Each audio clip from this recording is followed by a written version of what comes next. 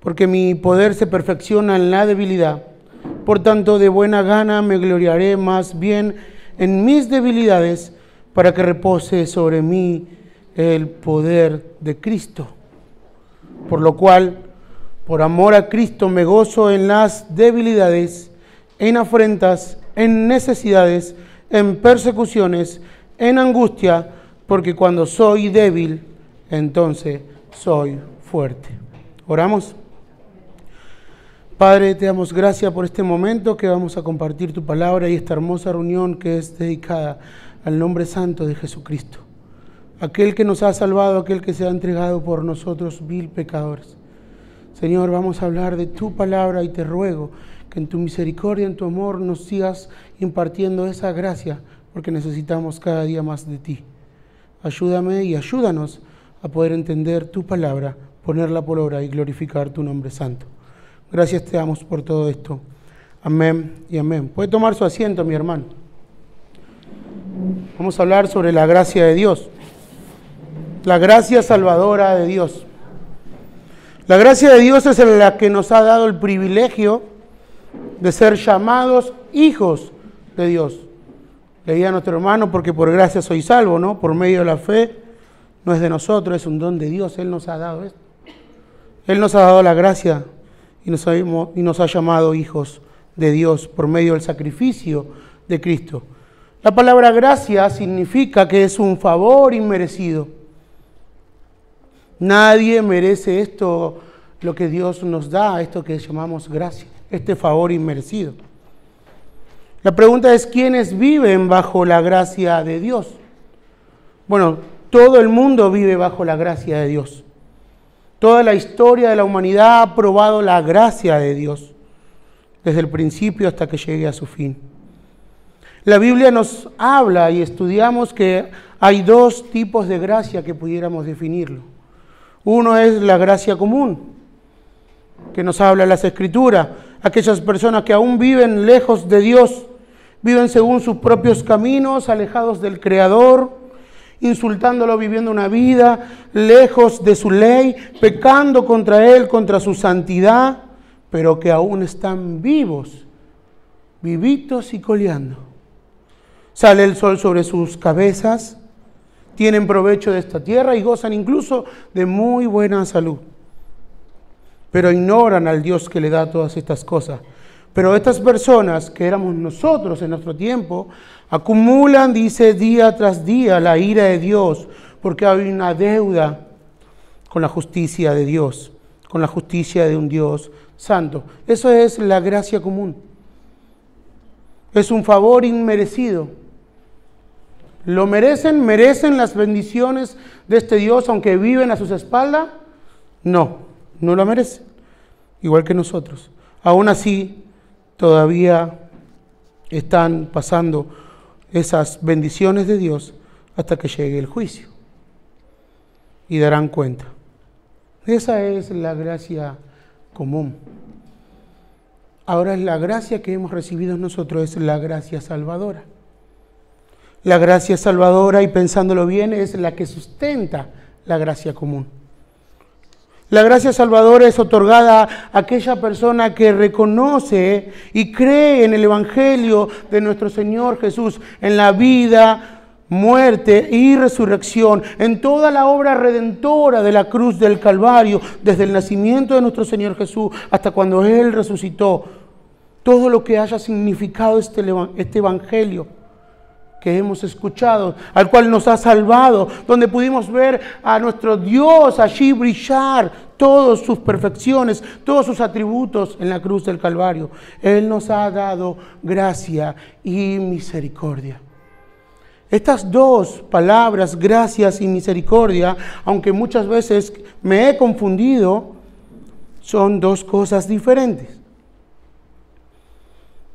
Algunos pensaban que son iguales, yo también pensaba lo mismo, pero al mismo tiempo se suplementan. La diferencia es sencilla. La misericordia es que Dios no nos castigue como lo merecen nuestros pecados. Y la gracia es que Dios nos bendice a pesar de que no los merezcamos. La misericordia es la liberación del juicio de Dios Y la gracia es la bondad que se extiende a aquellos que no merecen. Y esto es a Cristo. Nosotros no merecemos a Cristo y Dios nos ha dado. Esa es la gracia salvadora. Y la diferencia entre gracia y misericordia. Por tal motivo, y dicho todo esto, mi hermano, la idea es que podamos embarcarnos a ser como el apóstol Pablo. Y hace un tiempo atrás había dicho un chiste en la predicación, y es que quiero decirle a los hermanos que se vuelvan como el apóstol Pablo, que se vuelvan una fruta. Porque Pablo se convirtió en Damasco, ¿no? ¿Recuerdan?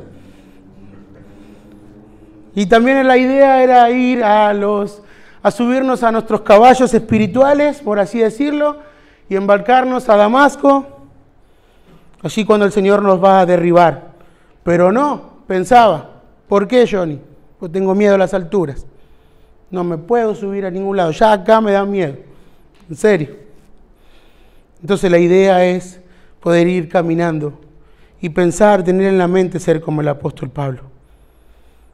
Comentaba hoy a la mañana y les comento a ustedes también, que una de mis preocupaciones era cómo iba a ir al cielo.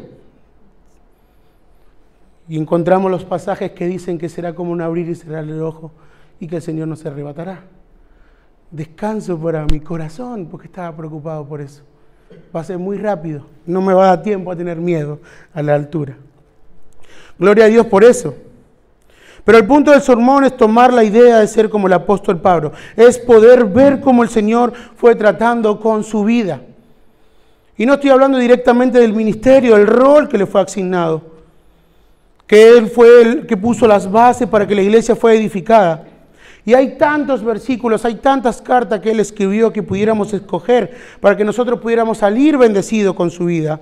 Pero el punto del sermón son las palabras que pronunció nuestro Señor Jesús en medio de la dificultad de Pablo, en medio de los momentos más difíciles que Pablo estaba atravesando en esta tierra. Cambiaron su perspectiva de ver la vida. Pablo estaba aprendiendo muchas cosas. Y así como le ayudó a él, nos va a ayudar a nosotros a vivir. Porque el Señor le dijo a Pablo, bástate en mi gracia. Mi poder se perfecciona en la debilidad, en tu debilidad. En otras palabras, Pablo, lo que estás pasando, yo estoy a tu lado. Mi gracia es suficiente.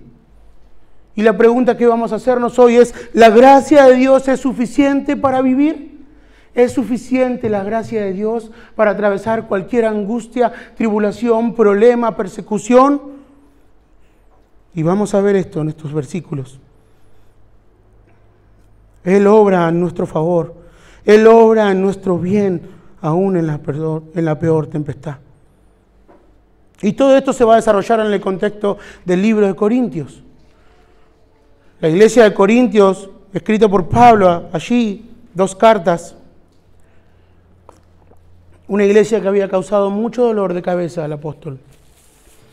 Una iglesia que estaba desordenada, una iglesia que carecía de amor, una iglesia que carecía de poca doctrina, toleraban el pecado, tomaban la cena indignamente, había demandas judiciales entre hermanos, no había amor entre ellos, había problemas con el liderazgo, problemas con el matrimonio, problemas incluso con los solteros, había mala utilización de los dones del Señor.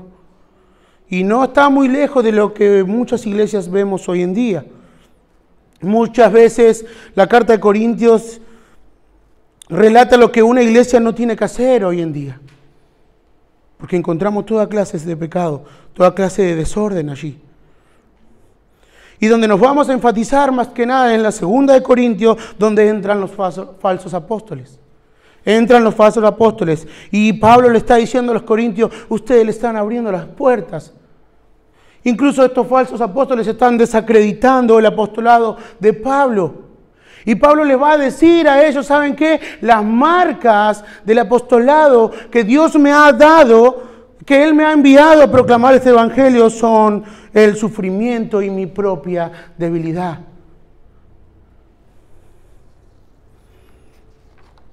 Pablo en el capítulo 11, versículo 22, unos versículos antes de nuestro texto, les dice, ¿ellos son hebreos? Yo también. ¿Son israelitas? Yo también. ¿Son descendientes de Abraham? También yo. ¿Son ministros de Cristo? Como si estuviera loco, hablo. Yo más, en trabajo más abundante, en azotes sin números, en cárceles más, en peligros de muerte muchas veces. De los judíos 5 veces he recibido 40 azotes menos 1. 3 veces he sido azotado con vara, 1 vez apedreado. 3 veces he padecido naufragio. 1 noche y 1 día he estado como náufrago en alta mar. En camino muchas veces. En peligros de ríos, peligros de ladrones, peligros de la dominación, peligros de gentiles, peligros en la ciudad, peligros en los desiertos, peligros en el mar, peligros entre falsos hermanos, en trabajo y fatiga, en mucho desvelo, en hambre y sed, en muchos ayunos, en frío y en desnudez, y además otras cosas, lo que sobre mí se agolpa cada día, la preocupación por todas las iglesias. ¿Quién no enferma? Y yo no enfermo. ¿Quién se le hace tropezar? Y yo no me indigno. Si es necesario gloriarse, me gloriaré en lo que es en mi debilidad. Y Pablo le está diciendo estas cosas a los corintios. ¿Saben qué? Todo lo que he transcurrido, lo que yo le puedo decir a ustedes, es todo lo que el Señor estuvo a mi lado. Todas estas cosas que yo predicaba y yo hablaba y vivía el Evangelio, es para gloria de Dios. Estas son las circunstancias que el Señor preparó para mi vida a fin de llevar el Evangelio. Pablo le está diciendo, hermanos, esta es mi vida. Una vida marcada con el sufrimiento a causa de Cristo, a la cual si pudiera gloriarme, me gloriaría de mi propia debilidad. Y Pablo comienza en el capítulo 12. Va a contar sobre las visiones y revelaciones que tuvo de parte del Señor, el cual fue arrebatado al tercer cielo, al mismo paraíso. Asombroso lo que escuchó Pablo, asombroso lo que vio Pablo, que no puede reproducir. Él va a comenzar a hablar en tercera persona. Conocí a un hombre hace 14 años, no sé si en su cuerpo o fuera de él. Pablo dice, no me voy a gloriar de eso, no voy a sacar alguna ventaja de eso, no es así, no es el punto de lo que yo quiero hablar. En el versículo 7 Pablo dice, para que la grandeza de las revelaciones no me saltase desmedidamente, me fue dado un aguijón en mi carne, un mensajero de Satanás, para que me abofetee, para que no me enlastezca sobremanera, respecto a lo cual 3 veces he rogado al Señor que lo quite de mí. Y quizás no pudiéramos entender la circunstancia que está pasando Pablo. En el capítulo 11 Pablo dice, miren todo lo que he pasado. Y decimos, ¿por qué ahora necesita este aguijón en la carne? ¿Por qué Dios permite esta circunstancia en Pablo si Pablo está predicando el Evangelio? Hay algo punzante que le está causando dolor. Hay un mensajero de Satanás que lo está cacheteando continuamente a Pablo, pero con el fin de mantenerlo humilde, con el fin de que Pablo no pecara. Dios envió este mensajero y permitió esto. Dios le está diciendo a Pablo, en otras palabras, Pablo, quiero que tus pies todavía estén sobre la tierra, para que no te exaltes, pero con los ojos en mí. Con los ojos en mí, aferrado a mí. Pudiéramos preguntarnos qué era ese aguijón. Bueno, estoy muy seguro que no sé lo que es. Eso sí estoy muy seguro. Algunos piensan que Pablo tenía un problema en la vista, porque en Gálatas escribo con letras grandes para que ustedes vean que a causa de que fue derribado del caballo cuando el Señor le salió al encuentro y quedó ciego y luego recobró la vista, había quedado secuelas. Algunos piensan eso. Otros que tenía dolores de cabeza, muchos dolores de cabeza.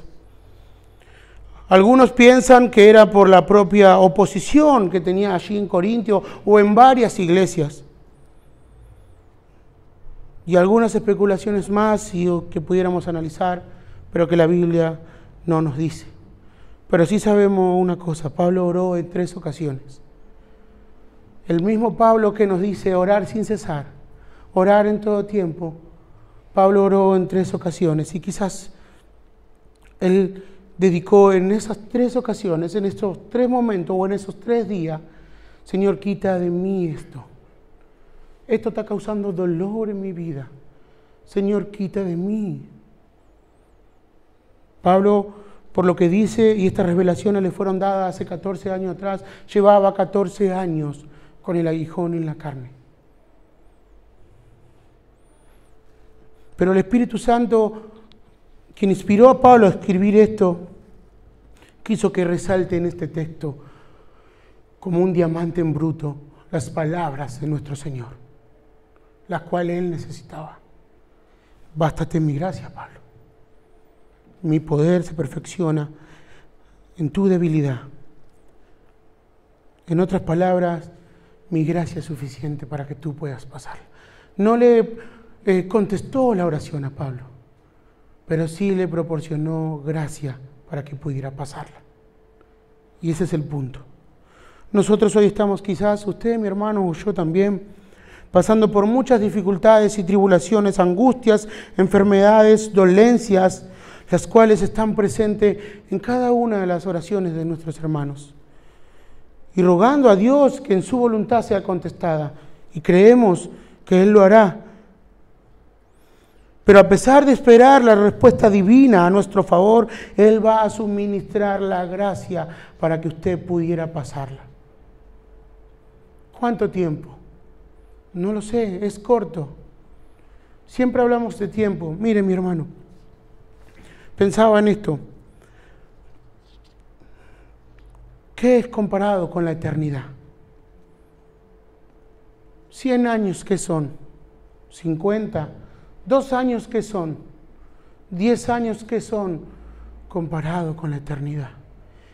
Y si el Señor ha preparado en su vida pasar estos momentos de dificultad, ¿qué es ese tiempo comparado con una eternidad con mi Señor? No es nada. Pedro dice lo mismo.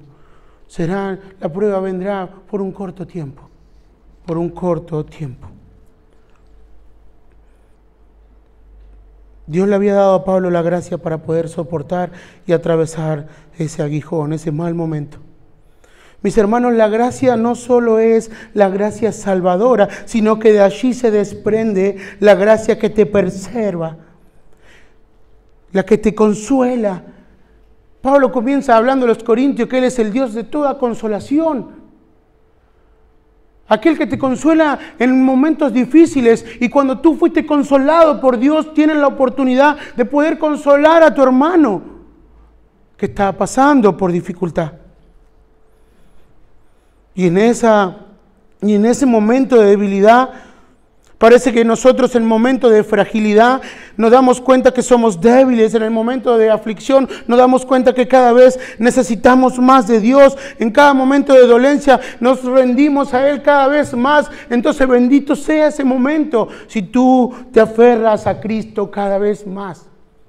Bendito sea el momento de aflicción, donde tú puedes clamar al Señor: te necesito, Señor. Estoy pasando por esta circunstancia. No sé cómo abordar este tema. No esperaba esto en mi vida. Esto incluso causa dolor a mi vida. Siento incluso momentos capaz de soledad. Estoy quizás un poco depresivo, pero acude a Él. Su gracia es suficiente para atravesar cualquier circunstancia. En medio de tu aflicción, en medio de tu dificultad, hay gracia. ¿Cuánto? Basta gracia. Mucha. Por eso nosotros siempre decimos que no se trata que el mundo no va a pasar por estas angustias, pero el mundo no tiene salida. El mundo no tiene la esperanza que tenemos nosotros, que es en Cristo. En cualquier circunstancia tú puedes acudir a Él. En la peor dificultad, Dios está a tu lado. La gracia se trata de eso. Tienes a Dios cerca de ti cuando no lo mereces. Puedes acudir a Él cuando no lo mereces. Puedes refugiarte en Él cuando no lo mereces. Puedes gozarte con Él cuando no lo mereces. Eso es gracia. Y es la gracia. Y es más que suficiente. Él ha puesto a tu favor esta circunstancia. Porque Él es el Dios soberano que prepara cada una de estas cosas por un bien mayor, para que Él pueda amoldar tu vida a la forma de Cristo, para que puedas aferrarte a Él cada día más. Si Él nos escatimó ni a su propio Hijo, no nos dará todas las cosas. No nos dará todas las cosas que necesitemos. El Señor le está diciendo a Pablo, mi poder se perfecciona en tu debilidad. Y está aquí cuando le digo que seamos igual que Pablo. Aférrate a Cristo, porque Él nunca le ha fallado. Aférrate a Cristo en medio de tu propio aguijón, aquello que está causando dolor en tu vida.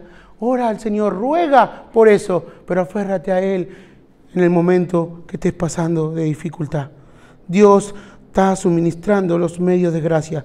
Es una gran bendición que tenemos en la oración, en la lectura, en la meditación de la palabra, en la consolación entre hermanos, la misma iglesia intercediendo por nuestras necesidades, por nuestros problemas. Los medios de gracia que Él nos ha regalado son infinitos en cualquier circunstancia. Reitero la pregunta, ¿su gracia es suficiente para ti?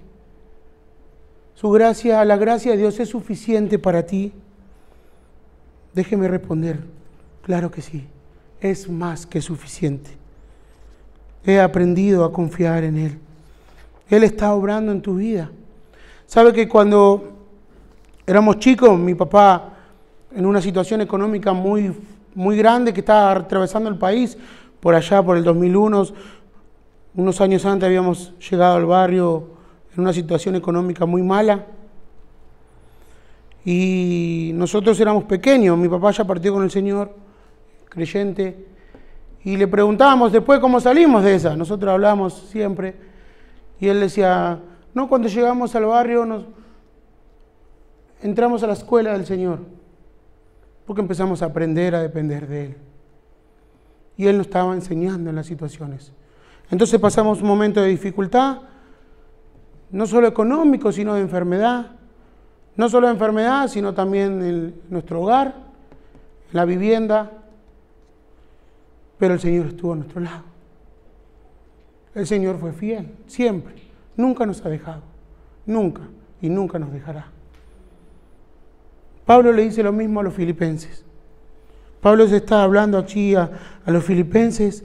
En el capítulo 4, los filipenses habían agarrado una ofrenda, le habían enviado a Pablo. Pablo estaba contento por la actitud que habían tenido. Qué bueno que han revivido el amor por mí. No es que yo esté necesitado.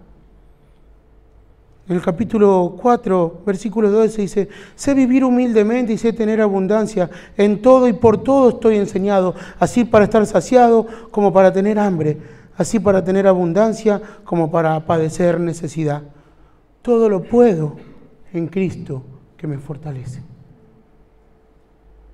Y pensar que la primera vez que escuchaba una persona leer todo lo puedo en Cristo que me fortalece, era como una poción mágica de decir abracadabra, quiero hacer esto, todo lo puedo en Cristo que me fortalece. Quiero tirar la pared, todo lo puedo en Cristo que me fortalece. Quiero levantar eso, todo lo puedo, todo lo puedo. Y no había entendido el contexto del cual Pablo lo estaba diciendo. Pablo dijo, he pasado todo tipo de momentos, de circunstancias.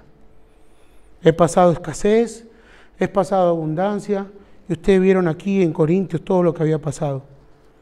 Y todo lo pude pasar porque Cristo es mi fortaleza.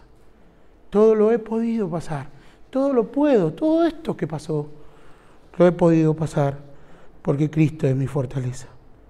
Y esa es la gracia de Dios. No lo mereces, Pablo. No mereces vivir un segundo para el Evangelio. Pero eso es la gracia de Dios. No lo merecemos y Él nos da. La gracia significa que Dios mismo es lo que tenemos y no lo merecemos. Y el Señor le dice a Pablo, soy más que suficiente para ti. Independientemente si Él contestara o no la oración, estoy aquí a tu lado, Pablo, para poder pasar esa dificultad. Recuerda Pablo allí al final de Timoteo, Pablo dice, todos me han abandonado, Todos se fueron. Demas me abandonó, se fue al mundo. Pero el Señor siempre estuvo conmigo. El Señor siempre estuvo conmigo. Cuán grande es la gracia de Dios. Cuán grande es la gracia de Dios, mis hermanos. Pues el tamaño de Dios mismo. Inmenso. Bástate, sírvete, tómala, es tuya. Vive bajo la gracia de Dios. Él ha venido a esta tierra, nuestro Señor Jesús, lleno de gracia y verdad. Y aunque vengan circunstancias en la vida, nosotros pudiéramos estar confiados, porque eso nos va a llevar a aferrarnos más a Cristo. Spurgeon dijo, Charles Spurgeon, nuestra debilidad debe ser valorada en la medida que abre paso a la fortaleza divina. No podríamos haber conocido nunca el poder de la gracia si no hubiéramos experimentado la debilidad de la naturaleza. Bendito sea el Señor por el aguijón en la carne y el mensajero de Satanás, ya que nos encamina a la fortaleza de Dios. También sigue diciendo, esta es una preciosa palabra que brota del propio labio del Señor. Ha llevado a este escritor a reír de gozo. La gracia de Dios es suficiente para mí. Estoy seguro que es así. ¿Acaso no basta el cielo para el pájaro y no basta el océano para el pez? El todo suficiente es suficiente para mi mayor necesidad. Aquel que es suficiente para la tierra y el cielo es en verdad capaz de satisfacer el caso de un pobre gusano como yo. Su gracia es suficiente. Entonces, cuando soy débil, cuando realmente me doy cuenta que necesito depender de Dios, cuando en medio de mi dificultad, cuando en medio de mi aflicción, me doy cuenta que necesito de Dios a cada instante, entonces allí, en aquel momento, tú eres fuerte. Porque pasará el momento de angustia, pasará la aflicción y vendrá otra. Y vendrá otra aflicción a tu vida. Y vendrá otra tormenta. Y parece que cada vez más se intensifica nuestra relación con Dios. Y vamos aprendiendo y vamos caminando junto a Él. Porque recibimos más y más y más de su gracia.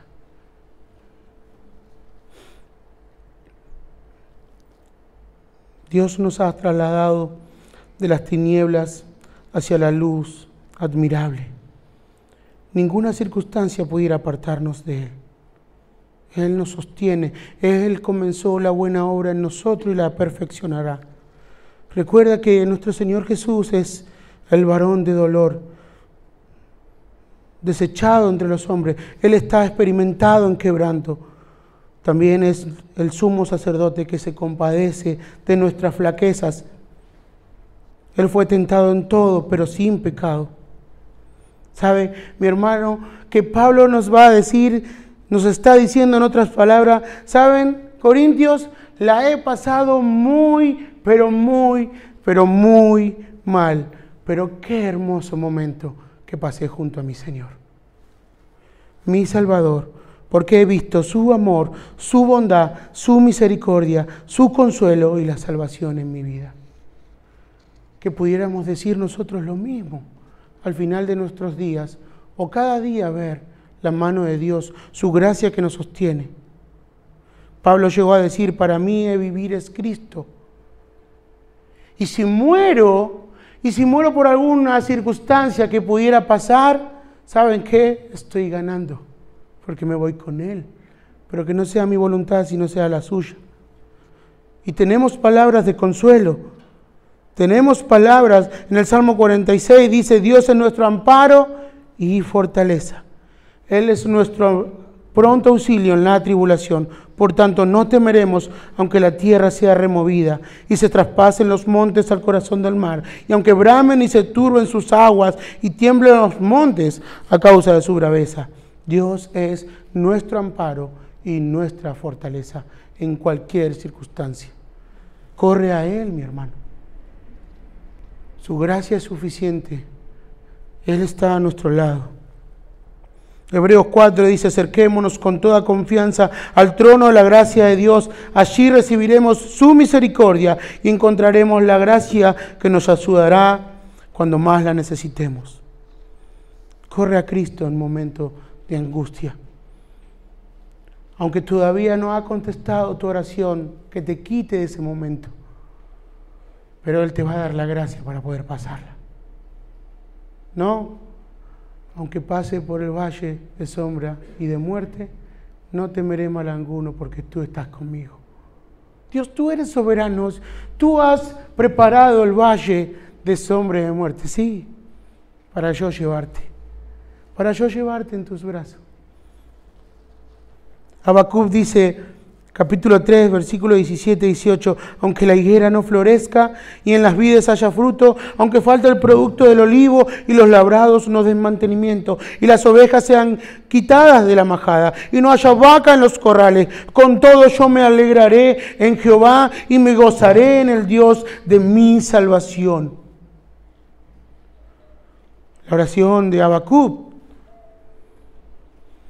pero pudiéramos transformarla en la oración nuestra de cada día. Señor, aunque esté angustiado, aunque tenga tristeza, aunque esté enfermo, y esto traiga muchos dolores a mi vida, e incluso quizás esté al borde de la muerte, aunque vengan las guerras y escasee el alimento, y pueda perder el trabajo, aunque seamos perseguidos a causa del glorioso evangelio de nuestro Señor Jesucristo, con todo y por todo, yo me alegraré en mi Señor Jesús y me gozaré en el Dios de mi salvación.